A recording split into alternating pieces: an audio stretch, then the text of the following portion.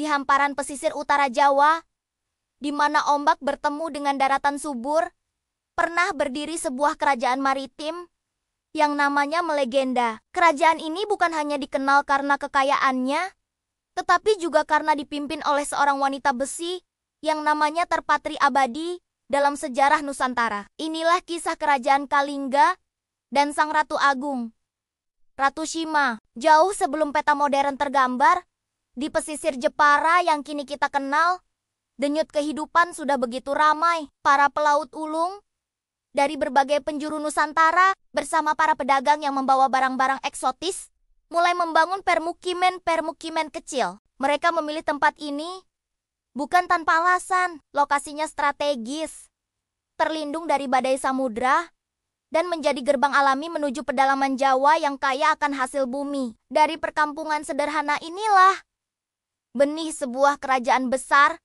mulai tumbuh. Seiring waktu, permukiman ini berkembang menjadi pusat perdagangan yang makmur dan kelak dikenal dengan nama Kalingga atau Holing dalam catatan para musafir Tiongkok. Namun, kemakmuran sebuah negeri tidak hanya diukur dari emas dan rempah. Di tengah geliat ekonomi itu, datanglah hikmat dari timur. Para pendeta dan resi bijaksana dari India menyeberangi lautan, membawa serta ajaran Hindu-Buddha yang penuh kedamaian dan filosofi. Mereka tidak datang untuk menaklukkan, melainkan untuk berbagi pengetahuan. Kepada para bangsawan Jawa yang haus akan ilmu, mereka mengajarkan sistem tata pemerintahan yang terstruktur, memperkenalkan huruf Pallawa yang anggun untuk mencatat sejarah dan hukum, serta menyebarkan filsafat kebijaksanaan yang membentuk karakter para pemimpin. Pertemuan dua budaya ini menciptakan sebuah peradaban baru yang unik, di mana spiritualitas dan kecakapan duniawi berjalan beriringan.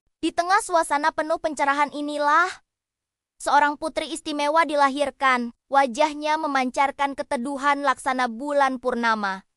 Namun sorot matanya tajam, seperti elang yang mengawasi wilayahnya. Sejak kecil, ia ditempa dengan disiplin yang keras dan diajarkan nilai-nilai kejujuran. Wataknya yang tegas, namun hatinya yang bersih, membuatnya berbeda. Ia bukan sekadar putri bangsawan, melainkan calon pemimpin yang kehadirannya sudah dirasakan akan membawa perubahan besar. Rakyat mulai membisikkan namanya dengan penuh hormat dan harapan. Dialah Shima, sang calon ratu yang ditakdirkan untuk membawa Kalingga ke puncak kejayaannya. Ketika takhta Kalingga akhirnya berada di tangannya, Ratu Shima tidak membuang waktu. Ia tahu, fondasi sebuah kerajaan yang kuat adalah hukum yang adil dan tidak memihak. Maka ia menitahkan sebuah peraturan yang monumental, ditulis di atas prasasti batu, agar abadi dan diketahui semua orang.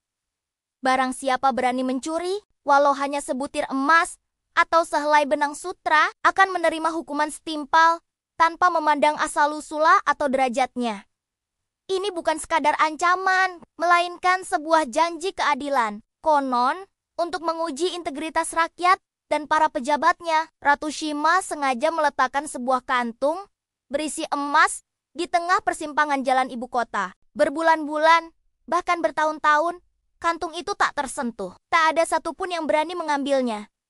Karena mereka tahu, mata hukum sang ratu selalu mengawasi. Keadilan yang ditegakkan Ratu Shima menjadi landasan bagi era keemasan Kalingga. Kabar tentang negeri yang aman dan jujur ini menyebar ke seluruh penjuru dunia melalui para pedagang. Pelabuhan-pelabuhan di pantai utara Jawa, seperti Pekalongan dan Jepara, menjadi begitu sibuk. Kapal-kapal jung besar dari dinasti Tang di Tiongkok dan kerajaan Champa di Vietnam berlabuh, membongkar muatan sutra, keramik, dan wewangian, lalu mengisi kembali palka mereka dengan hasil bumi Kalingga yang paling dicari.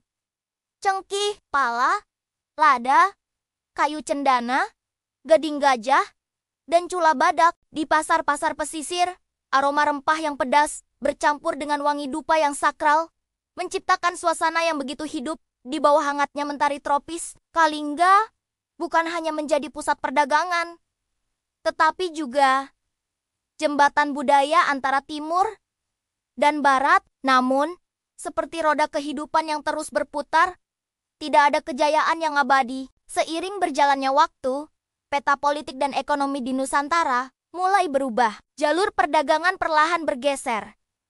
Dan kerajaan-kerajaan tetangga seperti Sriwijaya di Sumatera mulai menunjukkan kekuatannya yang dominan di lautan. Pengaruh Kalingga yang dulu begitu perkasa di pesisir utara Jawa perlahan mulai memudar. Serangan dari kerajaan lain ditambah dengan perubahan internal membuat Kalingga harus menghadapi tantangan terbesarnya. Kabut sejarah perlahan mulai menyelimuti pesisir tempat Istana Batu itu pernah berdiri megah, menyisakan soritai-cerita yang dituturkan dari generasi ke generasi. Kini, Istana Kalingga mungkin hanya tinggal puing-puing yang terkubur di bawah tanah. Prasasti batunya mungkin telah aus dimakan zaman. Namun, ada satu hal yang tak akan pernah lekang oleh waktu. Warisan Sang Ratu Abadi. Nama Ratu Shima tetap hidup di dalam memori kolektif masyarakat Jawa.